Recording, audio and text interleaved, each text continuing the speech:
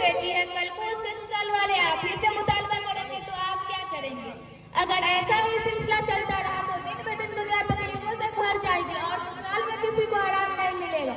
हर किसी को जितना तो उतना कम है। आखिर आपकी भी तो बेटी है, कल को उसके ससुराल वाले आप ही से मुतालबा करेंगे तो आप क्या करेंगे? अगर दिन में दिन दुनिया तकलीफों से भर जाएगी और ससुराल में किसी को आराम नहीं मिलेगा।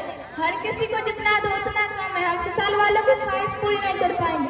कल को हमारी भी बेटी कहीं जाएगी, इसे ससुराल वालों के ताने सुनने पड़ेंगे।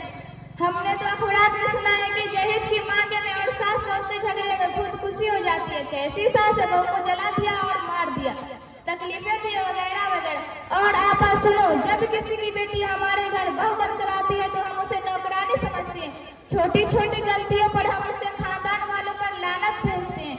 हदीस में आता है कि एक मर्तबा हजरत मोहम्मद मुस्तफा सल्लल्लाहु अलैहि वसल्लम ने 3 मर्तबा कसम खाकर फरमाया, खुदा की कसम वह शख्स मोमिन नहीं है। साहिबा ने अर्ज किया, या रसूल अल्लाह वह कौन है? आपने फरमाया, जिनके शरारतों से उसका पड़ोसी महफूज न हो। तो आप खुद सोचिए पड़ोसियों के बारे में इतनी सख्त वईदें हैं तो आपके खानदान का जो एक फर्द बन चुका है, ऐसी तकलीफ देना कितना बड़ा गुनाह है। मेरी माँ और बहनों से गुजारिश है कि घर आने वाली बहू को अपनी बेटी समझे और उसके लिए मोहब्बत के खजाने खोल दे। आपा, आपने तो हमारी आंखें खोल दी। अब तक तो हम अंधेरे में भटक रहे थे। एक दूसरे पर तहमत लगाना और जलील करना हमारी जिंदगी का पेशा बन चुका था। आपा, आप मुझे माफ कर दे, मैंने आपसे जहेज का मुतालबा किया। बहन, मैंने माफ किया, अल्लाह भी माफ करेगा।